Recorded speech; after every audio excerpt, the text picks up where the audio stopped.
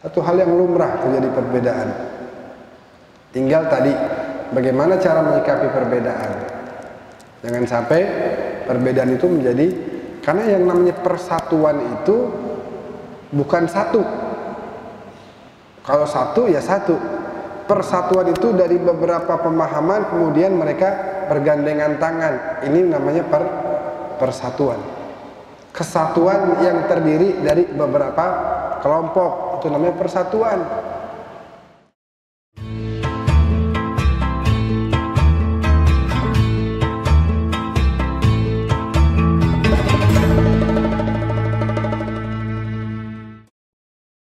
Ya arhamar rahimin, ya arhamar rahimin, ya arhamar rahimin, farrij 'alal muslimin, ya arhamar rahimin, ya arhamar rahimin, ya arhamar rahimin, farrij 'alal muslimin, ya rabbana ya karim, ya rabbana ya rahim, antal jawadul halim, wa anta ni'mal mu'in, ya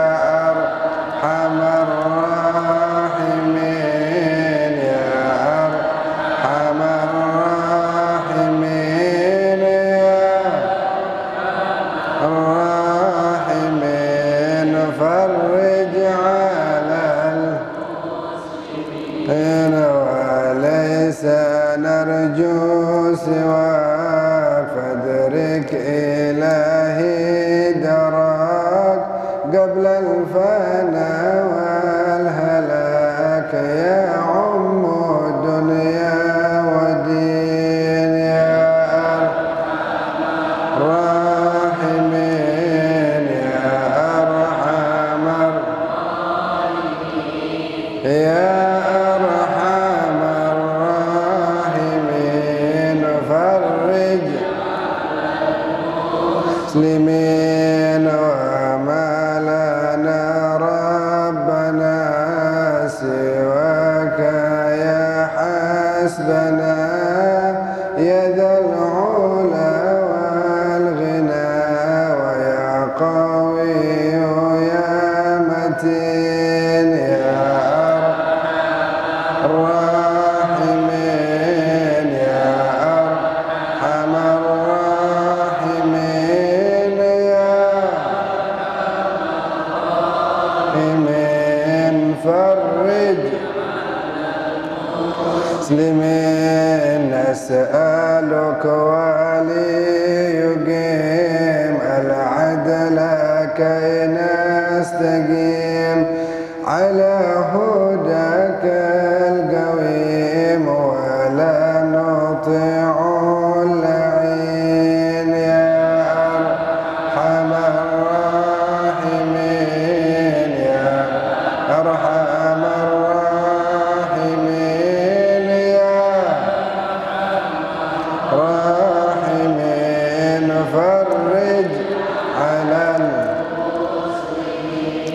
يا ربنا يا مجيب، أنت السميع القريب، ضاق الواسع الرحيم، فانظر إلى المؤمنين،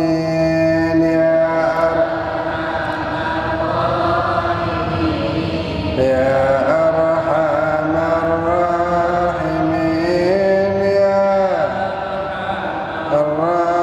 الراحمين، فرج على المسلمين، نظره تزيل العناء عنا وتدني المنى منا، وكل الهنا نعطاه في كل حين، يا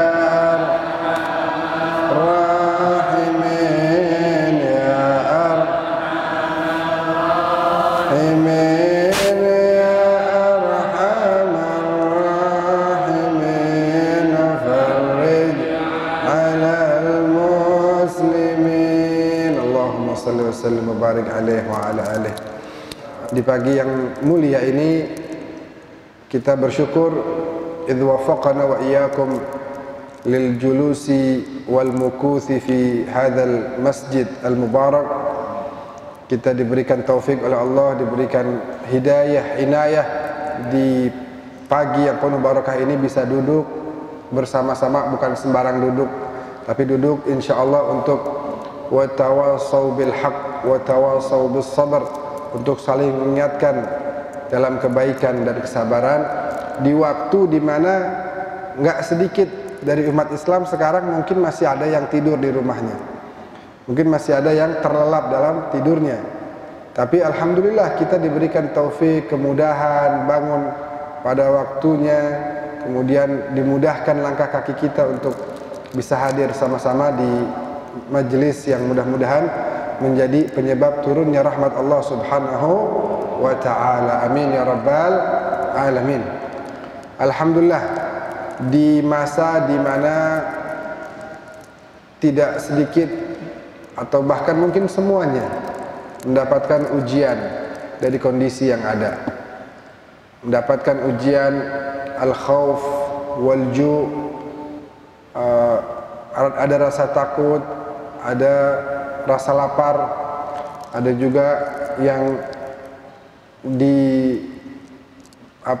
diuji dengan keterbatasan ekonomi yang ada. Tapi sebagaimana disebutkan dalam ayat Al-Qur'an, walanabluwannakum bisyai'in minal khaufi wal ju' wa naqsin minal amwal wal anfus wath thamarat wa basyyiris sabirin. Berikan kabar gembira kepada mereka yang sabar. Kita minta kepada Allah agar kesabaran itu ditanamkan dalam hati-hati kita. Memang semua merasakan yang namanya takut sekarang, tapi jangan sampai kita menjadi orang-orang yang kufur terhadap nikmat Allah. Semua kita merasakan hal yang sama. Hanya yang harus dilakukan oleh orang-orang yang beragama, yang meyakini ada Tuhan, wa basyiris sabirin, bersabar dalam menghadapi ujian ini. Yang penting adalah satu, jangan sampai kondisi ini, kondisi di mana kita diuji dengan lapar, diuji dengan takut, diuji dengan kurangnya harta, jangan sampai kemudian ujian tersebut, musibah tersebut akhirnya menimpa agama kita juga. Karena kemudian enggak sedikit dari orang karena menghadapi ujian seperti ini kemudian jadi malas ibadah kepada Allah, jadi malas berikhtiar, kurang tawakal. Nah, ini yang bahaya.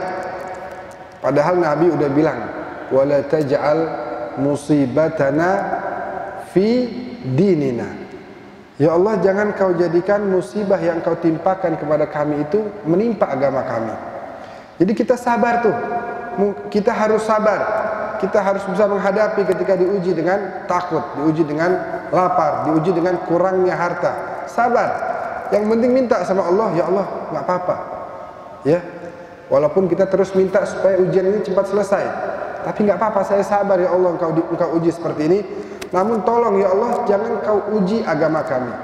Jangan engkau timpakan musibah itu ke dalam agama kami. Al-Qadhi Ibnu Syuraih dalam sebuah ungkapannya sangat indah, rahimahullah ta'ala, mengatakan, inni la usabu bil musibati fa ahmadullah. Sesungguhnya aku ditimpakan kepadaku ini musibah demi musibah, namun aku senantiasa bersyukur kepada Allah karena 4 hal. Idza lam takun a'zama mimma hi. Ketika ujian yang ditimpakan kepadaku tidak lebih besar dibanding ujian yang diberikan kepada yang lain. Artinya begini, bersyukur kepada Allah bahwa ujian yang sekarang ini menimpa kita ternyata nggak sebesar ujian yang menimpa teman-teman kita di Yaman, saudara-saudara kita di Palestina. Bahwa ternyata kondisi kita masih baik-baik aja. Kadang-kadang kita bingung, 4 bulan ada yang berkurang penghasilannya, ada yang sama sekali ODP, ora duwe penghasilan, pengeluarannya banyak tapi penghasilannya nggak ada. Ada yang begitu. ada yang berkurang, tetap dapat penghasilan tapi berkurang. Tapi ternyata kalau kita pikir-pikir, kok tiap hari kita tetap bisa makan. Subhanallah. Itu nggak masuk akal. Kalau kita mau hitung pakai matematika tuh, yang masuk sekian, yang keluar sekian, beras ini, buat gas ini, buat listrik ini, buat jajan ini, nggak masuk sebenarnya hitung-hitungan. Tapi dialah Dzul Jalali wal Ikram, yun'im wa yukrim wa yu'ti, terus memberikan rahmatnya, terus memberikan keperluan kita, dan itulah yang disebut dengan keberkahan. Hitung-hitungan nggak masuk, tapi ternyata alhamdulillah keperluan kita selalu dicukupi oleh Allah Subhanahu wa taala. Itu yang pertama. Jadi kita bersyukur bahwa ternyata masih tidur beratapkan rumah dan beralaskan kasur atau mungkin beralaskan tikar, karena masih ada orang-orang yang tidurnya langsung beralaskan tanah, langsung beratapkan awan. Kita alhamdulillah enggak gitu. Yang kedua apa? Wa idza razaqani as-sabra 'alaiha. Aku bersyukur kepada Allah ketika aku ditimpa musibah, aku diberikan rasa sabar. Aku diberikan kemampuan untuk bersabar menghadapi ujian-ujian ini. Yang ketiga, idza wafaqani lil istirja' lima arjuhu fihi min ats-tsawab. Ketika aku mendapatkan musibah tersebut, namun aku mendapatkan bimbingan dari Allah bahwa dengan kesabaran tadi akan mendapatkan ganjaran pahala dari Allah. Dan yang terakhir katanya apa? Wa idza lam yaj'alha fi dini. Aku bersyukur kepada Allah ketika musibah yang menimpa kepadaku itu tidak menimpa agamaku. Oke, kita sekarang kekurangan harta, ada rasa takut, ada rasa lapar. Namun itu yazul, ujian itu akan hilang. Bisa dengan bizawali hadzal marad, atau bisa juga bizawalina minad dunya. Bisa dengan lewatnya penyakit ini, atau bisa juga penyakit itu akan hilang dengan meninggalnya kita, dengan wafatnya kita, dengan pindahnya kita ke alam yang lain. Ini ujian akan berhenti. Makanya kan kita diajarkan tuh, kalau kita masih ingat nih bulan puasa kemarin, kenapa kita bisa sabar, nggak boleh makan, nggak boleh minum dari waktu subuh sampai maghrib. Kenapa? Karena kita yakin bahwa nggak apa-apa saya lapar, nggak apa-apa saya haus, tapi insya Allah saya yakin pasti nanti di waktu maghrib ujian nggak boleh makan dan nggak boleh minum ini akan selesai. Artinya seorang manusia itu bisa sabar menghadapi ujian ketika dia yakin akan tiba waktunya di mana ujian ini akan selesai. Saya nggak apa-apa, saya nggak makan, saya nggak apa-apa, saya nggak minum. Yang penting nanti maghrib saya boleh makan, boleh minum. Dia akan yakin, nggak apa-apa juga sekarang ini kita ditimpa ujian, ditimpa kondisi yang berat, tapi kita harus yakin juga bahwa akan datang satu waktu di mana ujian ini akan terhenti, ujian ini akan selesai. Itu yang harus kita tanamkan dalam hati kita supaya kita punya jiwa besar, kita nggak terlalu banyak mengeluh, begitu ya. Karena para nabi, sebagaimana kita bahas di pertemuan pertama kemarin, bahwa para nabi kok bisa senang terus, artinya bahagia terus, padahal ujian menimpa kepada beliau-beliau semuanya. Karena apa? Karena beliau yakin bahwa ujian ini sifatnya sementara, dan karena beliau dekat dengan Allah Subhanahu wa ta'ala. Begitu. Jadi pelajaran penting yang bisa kita ambil adalah bahwasanya ujian yang menimpa kita saat ini adalah untuk mengangkat derajat kita di sisi Allah Subhanahu wa ta'ala. Yang penting tadi apa? Wa basyiris sabirin. Berikan kabar gembira bagi mereka yang bersabar. Mudah-mudahan kita semua bisa bersabar menghadapi ujian yang ada. Amin ya rabbal alamin. Bapak Ibu yang saya muliakan, yang saya hormati, izinkan saya pada kesempatan kali ini sedikit membahas tentang pentingnya itu al-ukhuwah al-islamiyah, persatuan antara umat Islam. Allah Subhanahu wa taala berfirman, a'udzu billahi minasyaitonir rajim, innamal mu'minuna ikhwatun fa aslihu baina akhawaykum wattaqullaha la'allakum turhamun. Sesungguhnya sesama kaum mukminin, sesama muslimin adalah ikhwatun. Ada yang menarik di sini, kata akh atau saudara dalam bahasa Arab ketika bentuknya menjadi jamak, akh itu kan satu. Ketika saudaranya ada banyak, itu bisa ikhwatun, bisa ikhwanun. Bisa ikhwatun, bisa ikhwanun. Lalu apa bedanya? Bedanya ikhwatun itu adalah ketika persaudaraannya itu ada kaitan darah antara satu dengan yang lain. Tapi kalau tidak ada kaitan darah disebutnya ikhwanun. Saya dengan adik-adik saya, ini disebutnya ikhwah, ikhwatun. Persaudaraan yang masih ada kaitan darah, begitu. Tapi kalau nggak ada kaitan darah disebutnya ikhwanun. Namun ternyata Allah di sini menggunakan kalimat ikhwatun. Sesungguhnya sesama kaum mukminin adalah ikhwah, bersaudara.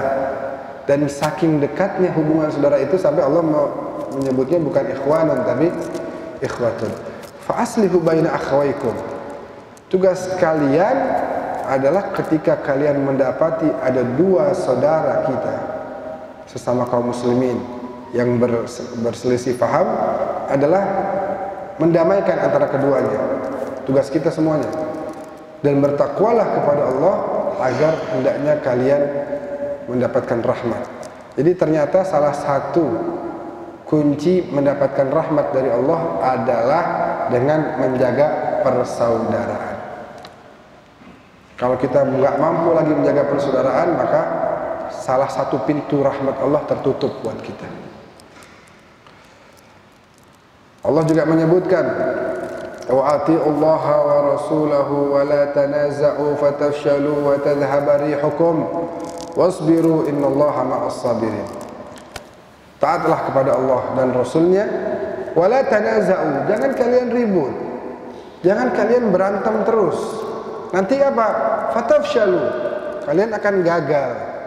Wa tadhhaba rihukum, dan apa di sini? Tadhhabari hukum itu mungkin diartikan kalau kalian ribut, kalian akan gagal dan wibawa kalian sebagai umat Islam akan hilang, akan pergi dari kalian. Dan itu sudah terjadi sekarang, Bapak Ibu sekalian. Kita udah gak ada wibawanya lagi. Contoh yang real, 22 negara Arab. Ada negara Arab itu negara yang menggunakan bahasa Arab, jumlahnya 22. Dan antara satu dengan yang lain ini semuanya perbatasannya itu melewati darat. Jadi mau dari negara Arab sini mau ke negara Arab sini bisa naik mobil. Nggak harus naik pesawat atau nggak harus lewat kapal. Itu mobil bisa pergi ke semuanya. Namun ternyata 22 negara Arab ini nggak ada wibawanya lagi. Buktinya apa? Palestina dijajah, nggak ada satupun dari mereka yang datang untuk membela.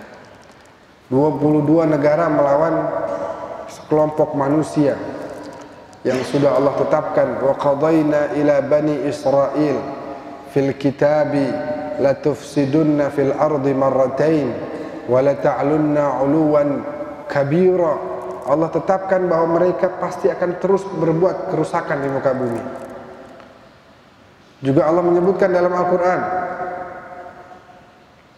inna ashadda wa la tajidanna ashaddan nas adawatan lil ladzina amanu al-yahud wal ladzina asyraku. Hai umat Islam, kalian akan dapatkan bahwa orang yang paling besar permusuhannya kepada kalian adalah al-yahud wal ladzina asyraku.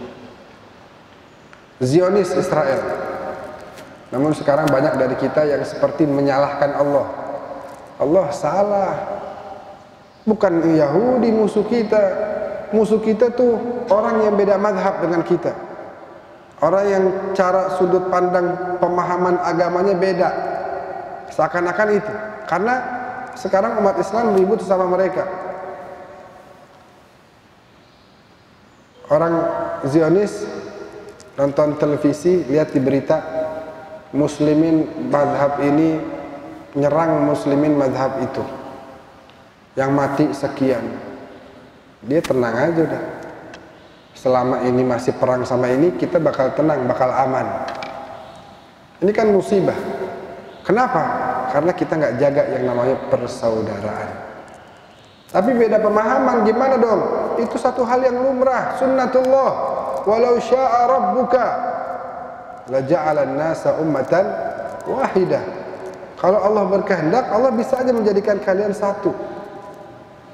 Tapi memang jadi sunnatullah bahwa terjadi terus perbedaan. Dan itu bahkan sudah terjadi dari zaman baginda Nabi Muhammad sallallahu alaihi wasallam. Dulu waktu perang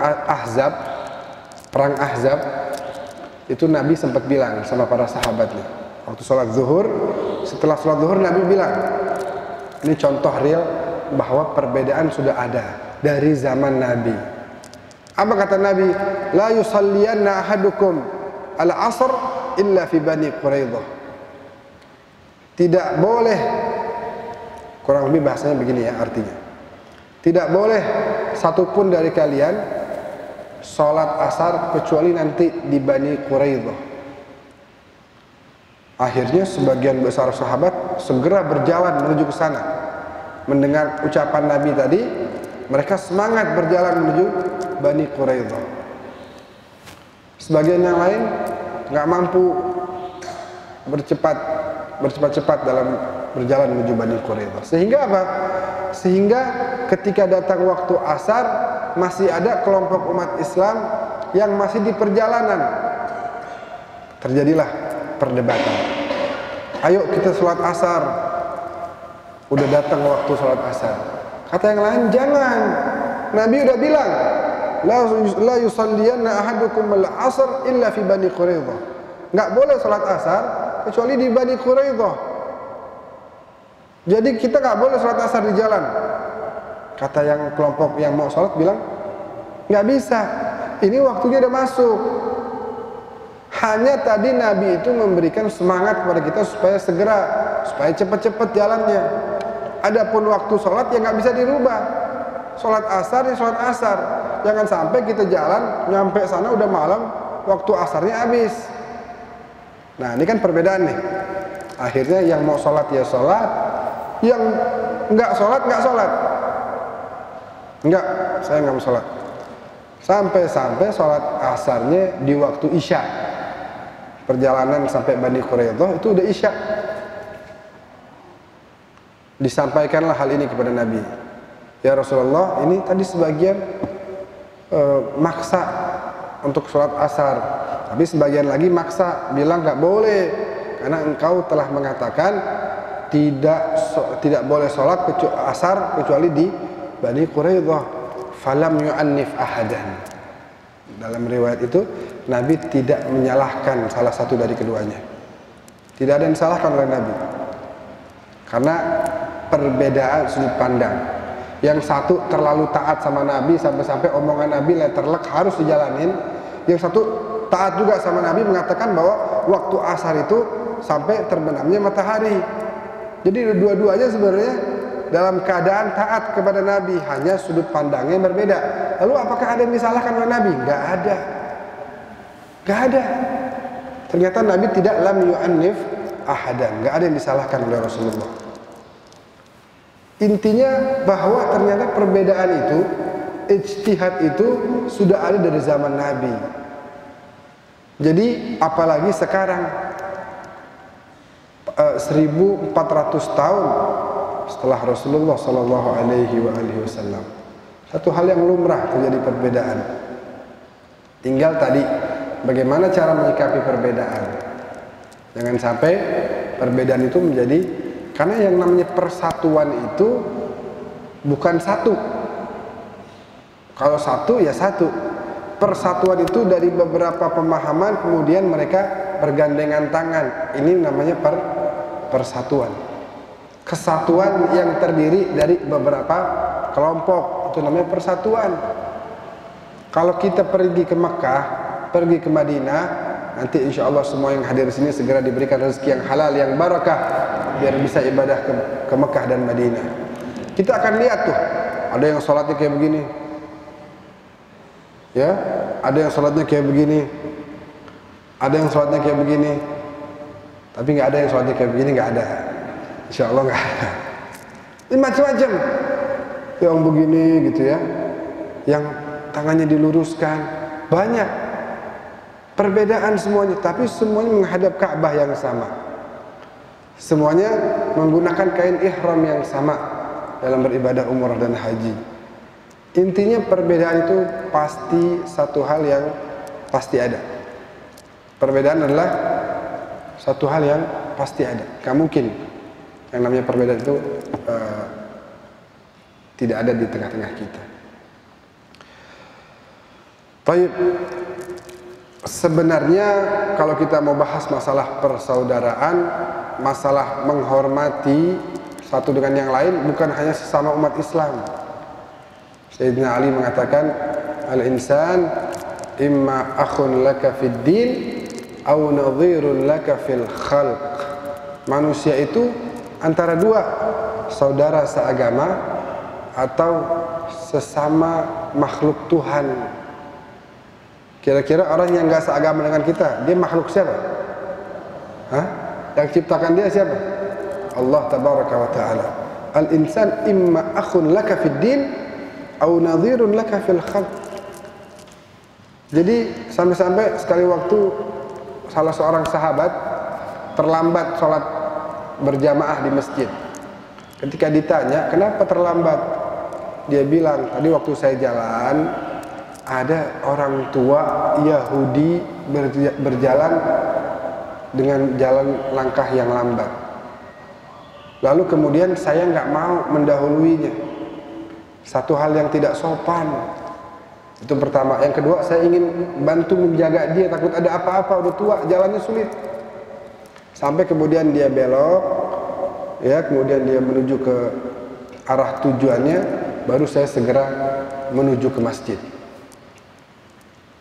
Jadi sampai-sampai menghormati orang Yahudi, orang tua Yahudi, dia nggak mau, dia nggak apa-apa deh ketinggalan beberapa rakaat, yang penting dia menjaga adab dan akhlaknya sesama manusia. Kalau itu yang kita lakukan kepada sesama manusia, kepada orang yang bukan seagama dengan kita, lalu harus lebih besar rasa hormat kita, rasa ta'zim kita kepada saudara-saudara kita yang seagama dengan kita. Itu harus lebih besar. Kalau seandainya kepada yang bukan seagama aja kita wajib menghormati, lalu bagaimana dengan yang seagama dengan kita? Itulah hasilnya kalau kita nggak saling menghormati, kalau saling gontok-gontokan satu dengan yang lain, hasilnya tadhabari hukum, hilang dari bawah kita. Enak aja tuh sekarang, dengan entengnya tuh, dengan gampangnya, dengan mudahnya, nggak ada halangan, nggak ada rintangan tuh Zionisme menjajah saudara-saudara kita di Palestina. Karena nggak ada persatuan antara umat Islam, ribut terus satu dengan yang lain. Kalau kita baca berita politik begitu, negara Arab ini ribut dengan sesama negara Islam, ribut terus, urusan dunia yang remeh-temeh, lupa saudara-saudaranya yang tertindas, yang terjajah. Padahal Nabi sudah ingatkan, man asbaha walam yahtam bi umuril muslimina falaysa minhum. Siapa orang yang pada pagi harinya, maksudnya pada hari-harinya dia tidak ada perhatian kepada perkara-perkara umat Islam, maka dia bukan golongan umat Islam. Na'udzubillah min dzalik. Baik. Ada kemudian untuk kita bisa menjaga persatuan di antara kita, kita harus mengetahui hak-hak saudara kita atas diri kita. Karena tugas menjaga persatuan itu bukan hanya tugas ulama, bukan hanya tugas umara, bukan hanya tugas tokoh masyarakat. Memang itu tugas mereka, tapi kita juga diberikan tugas oleh Allah untuk menjaga. Karena apa? Ayatnya wa'tasimu bihablillahi jami'an. Semuanya dapat tugas yang sama untuk sama-sama berpegang di tali Allah Tabaraka wa Ta'ala. Semuanya. Jadi tidak hanya orang-orang yang menjadi tokoh masyarakat kemudian yang memiliki tugas itu, tapi semuanya umat Islam bertugas untuk menjaga persatuan dan kesatuan, sama-sama berpegang di tali Allah Tabaraka wa Ta'ala. Untuk tahu kemudian apa sih hak-hak saudara muslim kita atas kita, hak mereka atas kita ini apa sesama umat Islam. Paling tidak sebenarnya ada banyak hadisnya ya. Muslim itu, orang muslim itu adalah di mana yang orang lain terjaga dari lisannya dan tangannya.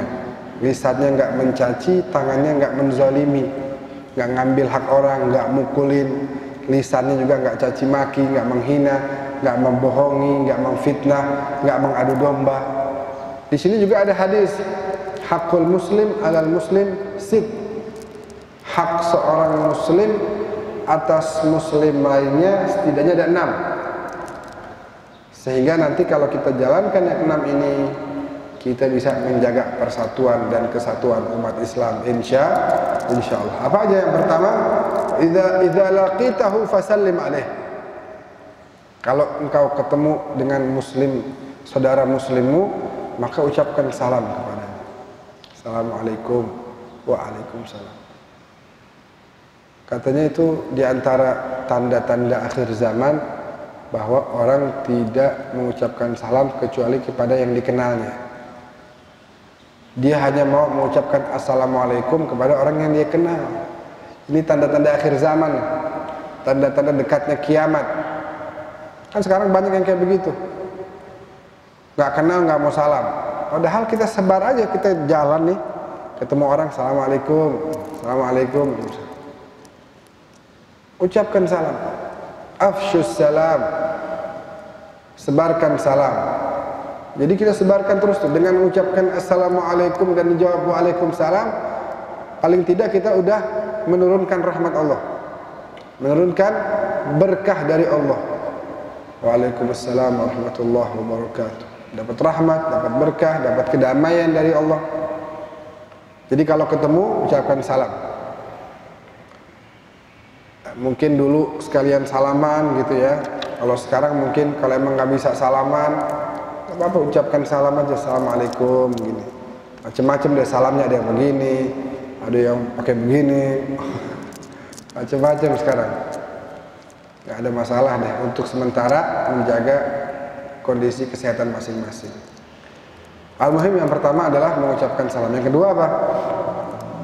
Wa idza da'aka fa'ajibhu. Kalau seandainya dia mengundang kamu, maka penuhilah undangannya. Ini diantara hak muslim atas muslim. Nanti ada tuh jenis undangan yang wajib kita datangi, ada yang sunnah. Kalau kita diundang sama saudara kita nih, maka penuhi undangannya. Bahkan ada yang kita wajib mendatangi dan memenuhi undangannya tersebut. Contohnya seperti undangan pernikahan. Nah, undangan pernikahan ini adalah hukumnya wajib kalau kita nggak ada halangan. Ini ada undangan nih di hari yang sama, di jam yang sama. Yang satu ngundang nikah, yang satu ngundang akikah misalnya. Yang mana yang kita datang? Undangan pernikahan. Yang satu ngundang nikah, yang satu ngundang walimah misalnya walimatul walimatul hajj misalnya. Yang kita datengin yang undangan pernikahan. Ada lagi misalnya undangan nikah, yang satu undangan tasyakuran rumah baru misalnya, datang yang ini. Kalau yang lain sunnah muakkadah, sunnah dan sangat dianjurkan untuk kita datangi. Jadi kenapa hakul muslim alal muslim sid? Salah satunya adalah kalau diundang harus penuhi, karena memang supaya terjalin terus yang namanya silaturahmi. Kadang kita kalau nggak ketemu itu, apalagi sekarang komunikasi via tulisan, kadang-kadang suka salah paham. Itu kita kejadian beberapa kali namanya orang tulis tuh kan kita nggak dengar tuh irama suaranya. Jangan-jangan dia lagi marah, padahal enggak, biasa aja gitu. Pas ketemu selesai, oh peluk-pelukan sama saudara, ngobrol ceria. Jadi silaturahmi itu memang beda dengan silaturahmi langsung, itu beda dengan silaturahmi pakai telepon atau pakai SMS dan lain sebagainya.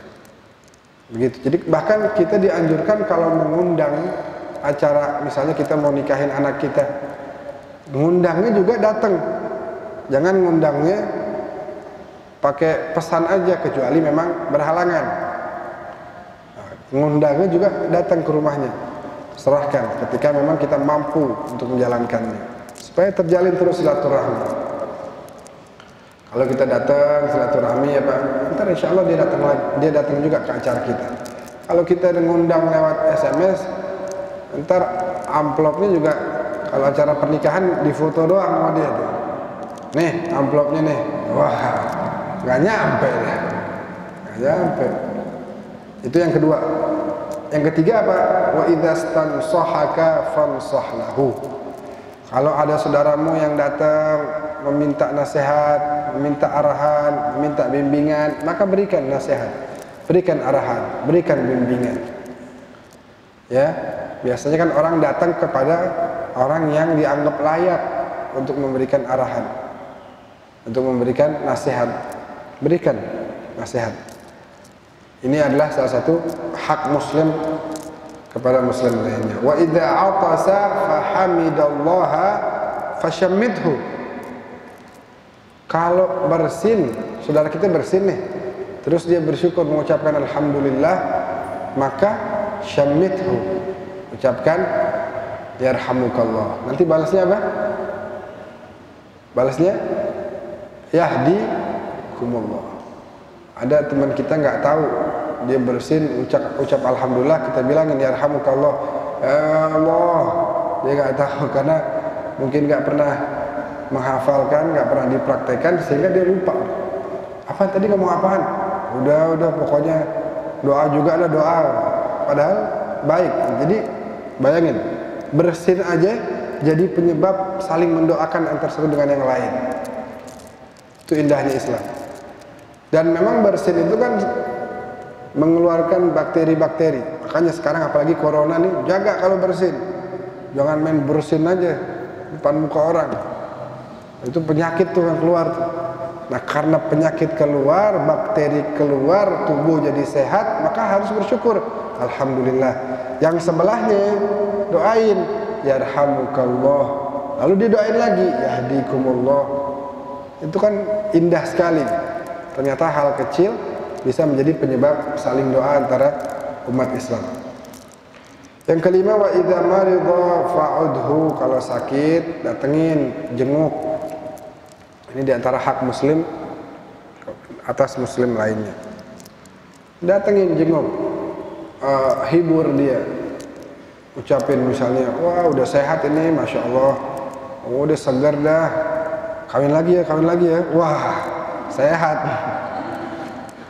Waktu itu saya nemenin guru saya Habib Abu Bakar jenguk almarhum Abuya Abdurrahman Nawi, ulama terkenal di Depok, umur 90, di rumah sakit. Doain, sehat, Kiai Nawi sehat, insyaallah, segar badannya. Bisikin, kawin lagi, mau nggak kawin lagi? Boleh. Rambut pendek apa rambut panjang? Yang panjang boleh banyak. Artinya dihibur aja, dihibur. Ternyata kemudian dia jadi segar gitu ya. Dan kalau udah segar, senang, itu membantu yang namanya tubuh kita untuk kembali pulih dan sehat.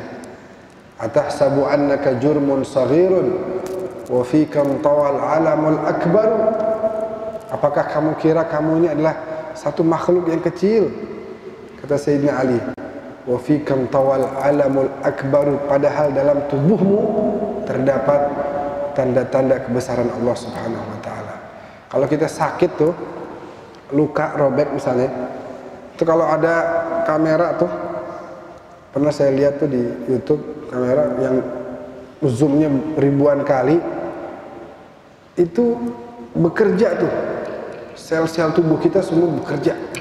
Kan nanti lama-lama berapa waktu tuh kan robeknya kemudian tersambung lagi. Ternyata itu banyak sel, mungkin jutaan sel bekerja. Jadi kita jangan mengira diri kita ini satu hal yang kecil, padahal Allah menitipkan tanda-tanda kebesarannya dalam tubuh kita, dalam diri kita. Jadi kalau ada yang sakit, jenguk, hibur. Kalau ada yang bisa kita bawa, ya, doakan supaya itu juga menjadi penyemangat orang yang sakit untuk kembali pulih. Dan yang terakhir apa? Wa idza mata fattabi'hu. Ketika wafat maka urus jenazahnya. Hukumnya apa? Fardu kifayah, wajib. Kalau nggak ada yang menjalankan maka wajib salah satu dari kita wajib untuk mengurusi jenazah saudara kita yang wafat. Tapi dia tukang minuman keras, tapi dia nggak pernah sholat. Dia kaya raya tapi pelit, nggak pernah ibadah haji, gimana dong? Muslim bukan? Muslim, urus jenazahnya. Hak muslim terhadap muslim lainnya adalah kita mengurus jenazahnya.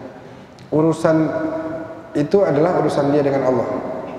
Kesalahan dia, atau kita bilang dia munafik, padahal munafik itu adalah urusan dia dengan Allah. Seperti urusan hati itu adalah urusan dia dengan Allah.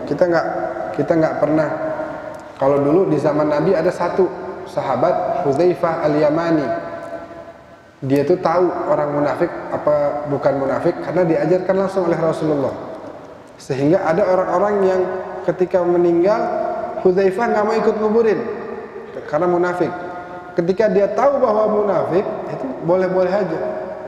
Tapi kalau kita kan nggak tahu yang mana yang munafik, yang mana yang bukan. Sama-sama saking berhati-hatinya salah seorang ulama jalan, kemudian ngelihat si temennya ini berdua nih minum-minuman keras sampai mabuk luar biasa, jalan terus. Kemudian di tengah-tengah mereka ada pohon besar. Ketika melewati pohon besar dan berjumpa lagi, orang yang tadi punya suudzon kepada temannya karena melihat dia bermaksiat, ketika lewatin pohon besar dan kemudian berjumpa lagi, dia bilang sama dirinya, boleh jadi tadi pas saya nggak lihat dia istighfar tuh sama Allah, boleh jadi dia tobat dan tobatnya diterima sama Allah. Maka kemudian pemikiran bahwa temannya ini adalah ahli maksiat hilang dari dirinya. Artinya urusan hati nggak ada yang tahu, nggak ada yang tahu. Kita nggak boleh menghukumi urusan hati. Bahkan waktu perang tuh gitu. Salah seorang umat Islam perang di zaman Nabi, ketika mau dibunuh orang kafir ini, kemudian dia bilang asyhadu an la ilaha illallah asyhadu anna muhammadar rasulullah. Terus kata dia, kamu bilang ini pasti gara-gara takut mau saya bunuh kan? Terus kemudian pura-pura syahadat kan? Jangan kamu kira saya ini bodoh, saya bunuh, tetap dibunuh sama dia. Datanglah kepada Nabi dan cerita, ya Rasulullah, tadi ada orang mau pura-pura nipu saya, dia pura-pura syahadat, tetap saya bunuh. Fahmarra wajhuhu, maka memerah wajahnya Nabi. Asyaqaqta sadrahu, kok kamu bisa bilang gitu? Emang kamu udah belah dadanya? Kamu tahu isi hatinya? Buat apa kita perangi mereka? Ya buat mereka masuk Islam. Lah ini udah masuk Islam kamu bunuh juga. Hanya karena urusan hati yang kamu nggak tahu kebenarannya. Boleh jadi dia benar-benar masuk Islam. Boleh jadi dia waktu datang bersama kaum kafir Quraisy itu memang mau masuk Islam. Lah ini kamu nggak tahu apa yang di hatinya, kamu main bunuh aja. Marah baginda Nabi. Jadi kalau ada yang wafat saudara kita, fattabi'hu, urusi jenazahnya. Nah itu adalah diantara hak-hak muslim atas muslim lainnya tadi. Jadi intinya kalau saya boleh simpulkan bahwa kaum muslimin, kaum mukminin adalah bersaudara antara satu dengan yang lain. Jaga persaudaraan itu, karena kita apalagi berada di akhir zaman, di mana setiap dari kita sudah harus mempersiapkan diri kita untuk menyambut kedatangan Imam Mahdi, juru penyelamat kita, yang kata Nabi Muhammad dalam hadis yang sahih, sayamla'ul arda qistan wa adlan kama muli'at zulman wa jawra, akan memenuhi bumi ini dengan keadilan dan kesejahteraan yang mana sebelumnya telah dipenuhi dengan kezaliman. Jadi bukan takut kita, aduh ada Imam Mahdi ini takut, jangan, justru harus senang, justru harus bahagia, harus gembira, karena kita nggak akan lagi melihat yang namanya kezaliman. Hidup kita akan senang, hidup kita akan bahagia, sejahtera, penuh keadilan. Itulah yang kemudian menjadi harapan para anbiya, para rasul, yaitu betul-betul menghilangkan kezaliman, dan itu akan terjadi di zaman Imam Mahdi nanti. Jadi kita jangan sampai malah tidak mempersiapkan diri kita, sehingga jangan-jangan nanti kita termasuk orang-orang zalim yang diperangi oleh beliau. Kita harus betul-betul siapkan diri kita, kader anak-anak kita, supaya memiliki rasa cinta dan kasih kepada sama kaum muslimin, ya, rohama ubainahum, saling cinta, saling kasih antara sama umat Islam, apapun mazhabnya, apapun pemahamannya. Karena Nabi tadi kita lihat bahwa di zaman Nabi pun sudah terjadi perbedaan sudut pandang. Apalagi sekarang, yang punya sudut pandang begini silahkan, yang punya sudut pandang seperti ini silahkan. Yang penting apa? Tuhannya Allah, nabinya Nabi Muhammad, kiblatnya Ka'bah, ya kan? Ya, kitabnya Al-Qur'an, ibadah haji ke Mekah Al-Mukarramah, dan usuluddin lainnya satu dengan kita, perbedaan di furu satu hal yang lumrah. Sebagaimana jangankan ahlu sunnah aja ada 4, bahkan Imam Syafi'i sendiri dalam madhabnya ada pendapat Ibnu Hajar, ada pendapatnya Ar-Ramli, beda-beda tuh, satu madhabnya udah beda. Jadi perbedaan intinya adalah satu hal yang lumrah. Nah, kita nggak boleh menyikapinya dengan kekerasan, ente beda, ente sesat, ente kafir, ente harus dibunuh. Ini ajaran siapa? Ajaran siapa yang mengajarkan seperti itu? Saya sering bawa jamaah ibadah umrah, itu ada aja tentar yang, contohnya nih, yang satu mau ganti ihramnya di pesawat di atas Yalamlam, yang satu mau di bandara Jeddah, nggak apa-apa. Yang satu ada dasarnya, yang satu lagi juga ada dasarnya, nggak masalah. Yang satu waktu di Masjid Nabawi nggak mau ziarah, udah saya di masjid aja sholat, saya nggak usah ke makam Nabi, buat apa juga, Nabi udah meninggal. Nggak apa-apa kalau nggak mau, kita nggak paksa, walaupun kita adalah orang-orang yang pasti datang dan mengucapkan salam kepada Nabi. Ya, yang penting waktu itu kejadiannya, masalahnya yang nggak mau ini maksa teman-temannya supaya udah nggak usah ngapain ke sono, ngapain, nanti syirik. Akhirnya saya bilang, Bapak Ibu kalau nggak mau ziarah nggak apa-apa, kita nggak paksa, tapi jangan maksa-maksa yang lain juga, melarang-melarang yang lain juga untuk tidak ziarah. Jangan, kita nggak akan maksa harus ziarah, harus, enggak, tapi juga jangan larang-larang kita. Masing-masing kita punya dasar pemahaman beragama yang berbeda-beda. Insya Allah kita semua dalam keadaan benar. Begitu. Bapak Ibu mungkin mau berhati-hati, takut syirik misalnya. Kalau kita enggak, kita rindu dengan Nabi, kita ingin mengucapkan salam dengan Nabi, sebagaimana para sahabat dulu ziarah ke makam Nabi, mengucapkan salam, berdoa di sisi Nabi, beristighfar kepada Allah di sisi Nabi. Begitu, bukan minta kepada Nabi, tapi minta kepada Allah melalui baginda Nabi Muhammad SAW. Perbedaan pasti ada. Nah, kita saling menghargai satu dengan yang lain, jangan menyalahkan. Diskusi boleh, tapi ilmiah. Ini saya begini karena dasarnya ini loh, ini hadisnya, ini pendapat ulamanya begini. Oh, kalau saya begini, pendapat ulamanya begini. Nanti seandainya ada yang memang lebih kuat dan yang satu mau menerima, hal yang bagus. Tapi kalau memang masing-masing tetap mempertahankannya, nggak apa-apa. Tapi jangan ribut, tetap gandengan tangan. Oke, silahkan Anda begini, saya begini. Tapi kita bersaudara. Kita semua umat Nabi Muhammad. Nanti di akhirat nggak ada tuh, ayo yang ormas NU di situ ya, yang ormas Muhammadiyah, nggak ada. Mana umat Nabi Muhammad SAW? Itu aja panggilannya. mana kaum muslimin. Nggak dibedain tuh mazhabnya atau ormasnya, nggak ada. Mana umatnya Rasulullah. Ayo masuk surga sama-sama. Makanya kita sudah dikasih nama sama Allah, huwa sammakumul muslimin. Dia kasih nama buat kalian, dia Allah kasih nama buat kalian muslimin. Jangan kita pilih nama lagi buat kita.